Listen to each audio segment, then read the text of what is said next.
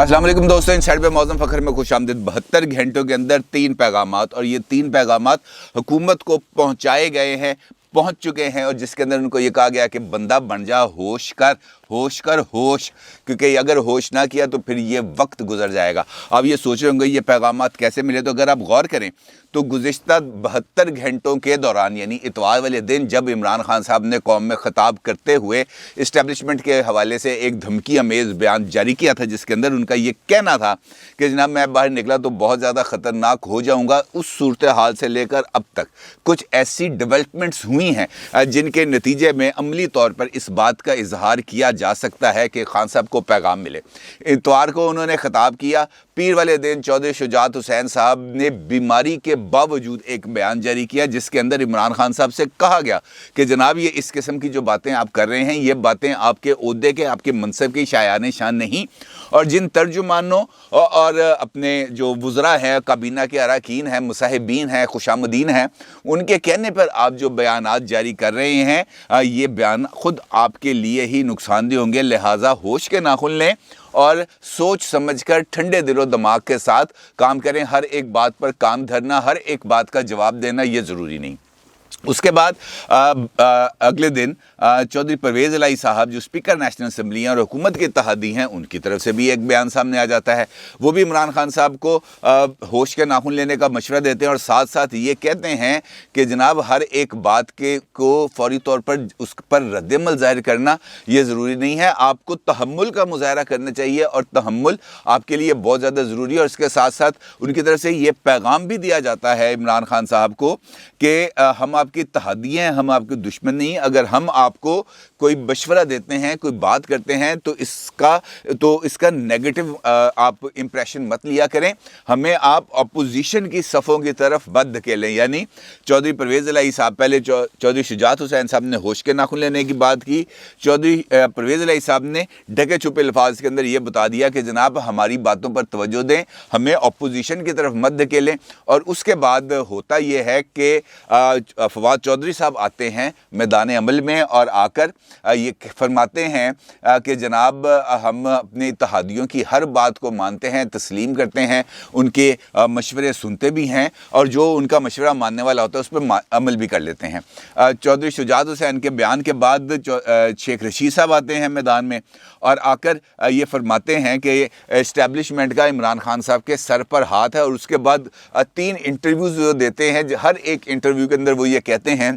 कि मुझे कहा गया है कि जनाब इस बयान की तरदीद कर दो, लेकिन मैं तरदीद नहीं करता। लेकिन अब यानी 72 घंटों के बाद एक और पैगाम मिला है इमरान खान साहब को, और ये पैगाम उनके लिए बहुत ज़्यादा सोचने का मुकाम है। और क्योंकि इसके अंदर उस पैगाम के साथ साथ एक अमली तौर पर कदम भी उठाया गया है, जो हुकूमत के लिए एक बहुत बड़ी ख़तरे की घंटी है। क्योंकि अगर हम देखें आजकल तो हुकूमत को हर तरफ से नवाज शरीफ साहब की फ़िक्र लगी हुई है, या नवाज शरीफ साहब की फ़िक्र लगी हुई है, या शहबाज शरीफ साहब को जेल भेजने की एक धुन सवार है। इसके अलावा और कोई चीज़ उनके जहन पर नहीं है। उनको इस बात की कोई लेना देना नहीं है कि लोगों को रिलीफ कैसे देना है, महंगाई से छुटकारा कैसे दिलाना है, गवर्नेंस को कैसे बेहतर करना है। इस हवाले से किसी किस्म का कोई सरदर्द वो लेने के लिए तैयार नहीं है। अगर है तो सिर्फ इन्हीं 2 मामलात पर। एक मरतबा फिर चौधरी शुजात हुसैन बीमारी के बावजूद मैदान अमल में आते हैं, और आकर वो ये कहते हैं कि इमरान खान साहब आप वज़ीर आज़म पाकिस्तान हैं, आप एक जगह पर फंस गए हैं, यहाँ से बाहर निकलें। नवाज शरीफ साहब को की वापसी के जिस इशू पर आप फंस गए हैं, इससे बाहर निकलें और आवाम के इशूज़ को हल करने की तरफ तवज्जो दें। चौधरी शुजात हुसैन एक मरतबा फिर तंबीह करते हैं इमरान खान साहब को कि आपके पास बहुत कम टाइम बचा है, बहुत कम टाइम बचा है, और अगर आपने ये टाइम इंतकामी कार्रवाइयों में सर्फ कर दिया, नवाज शरीफ, शहबाज शरीफ साहब को जेलों में भिजवाने पर सर्फ कर दिया, और लोगों के जो मसाइल हैं, लोगों के जो जायज़ इश्यूज़ हैं, उनको एड्रेस नहीं किया, तो फिर आप तो डूबेंगे, आप हमें भी डुबो देंगे। ये साथ चौधरी शुजात हुसैन साहब की तरफ से बड़ी क्लैरिटी के साथ अब बात सामने आई है, और उन्होंने ये बात भी कही है। उनका ये इमरान खान साहब को ढके छुपे अल्फाज के अंदर उन्होंने एक धमकी भी दिया। उन्होंने कहा कि मैंने अपनी पार्टी को और पार्टी के अरकान को जो नेशनल असम्बली में, प्रोविंशियल असम्बलीज़ में मौजूद हैं, उनको हदायत जारी कर दी है कि महंगाई के हवाले से कोई भी जमात, کوئی بھی رکن, کوئی بھی گروپ, کوئی ٹھوس پلان, کوئی مثبت تجاویز لے کے آتا ہے تو آپ حکومت میں ہونے کے باوجود ان کا ساتھ دیں. مہنگائی, اب دوبارہ کہہ رہا ہوں, مہنگائی کے خاتمے کے لیے اگر کوئی پارٹی, کوئی رکن ایک ٹھوس تجاویز لے کر, مثبت تجاویز لے کر میدان عمل میں آتا ہے تو چودھری شجاعت حسین نے اپنی پارٹی کو ہدایت کر دی ہے کہ جناب ان کی بات سنیں. اور اس کے ساتھ ایک مرتبہ پھر ان کا کہنا تھا عمران خان صاحب کو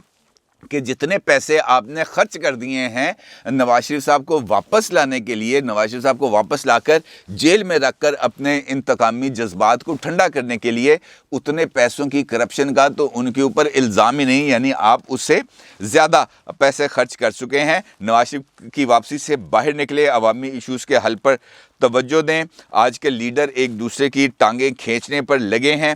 اور یہ حرکت کسی بھی طرف سے مناسب نہیں ہے. مہنگائی کا شور تو ہر طرف ہے, لیکن اس کے خاتمے کے لیے کوئی ٹھوس تجویز سامنے نہیں آئی. اور جہاں سے بھی ٹھوس تجویز سامنے آئے گی, میری جماعت اور میری جماعت کے اراکین اسمبلی ان کا ساتھ دیں گے. کلیئرٹی کے ساتھ پیغام آ گیا. اور اس کے ساتھ ساتھ عمران خان صاحب کے لیے خطرے کی ایک گھنٹی بہت زور سے اب بجنا شروع ہو گئی ہے, کیونکہ وہ بھی معاملہ ہے نواز شریف صاحب سے متعلق. اور یہی وجہ ہے کہ ہر ایک جگہ پر چونکہ نواز شریف صاحب کا تذکرہ ہوتا ہے, یہ تذکرہ ہونا, نواز شریف صاحب کا ذکر ہونا, نواز شریف صاحب کی پالیٹکس کا ذکر ہونا عمران خان صاحب کے لیے درد سر ہے. اور اب سپریم کورٹ بار کی طرف سے باضابطہ طور پر ایس این بھون صاحب نے سپریم کورٹ بار کے پریزیڈنٹ ہونے کی حیثیت سے ایک پٹیشن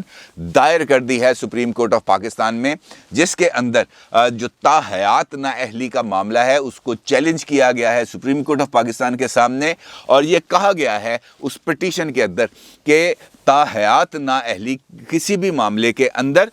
وہ بنیادی طور پر اسلامی قوانین اور پاکستان کے دستور دونوں سے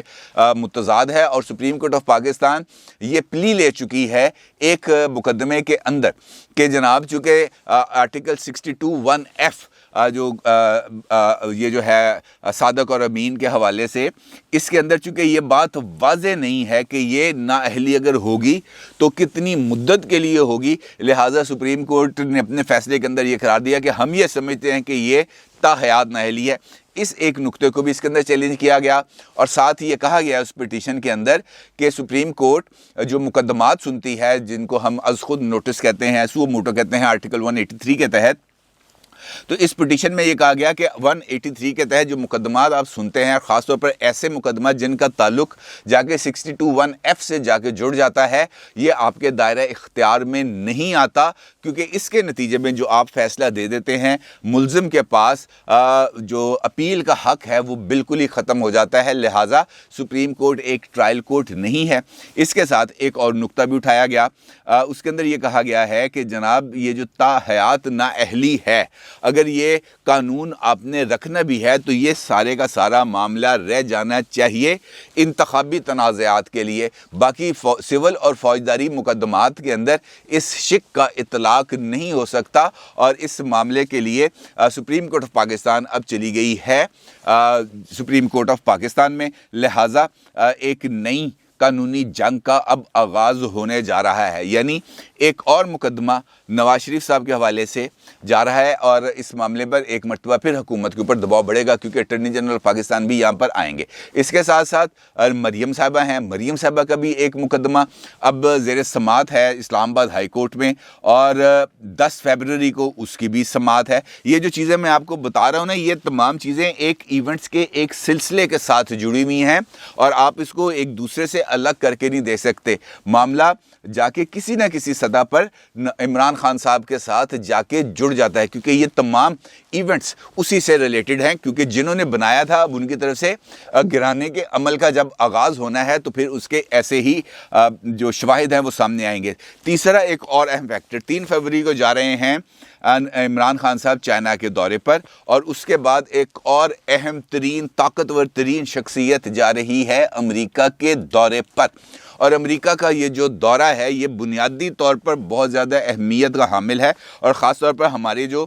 معاشی حالات ہیں اس کے تناظر میں یہ دورہ بہت زیادہ اہمیت کا حامل ہے. کیونکہ اگر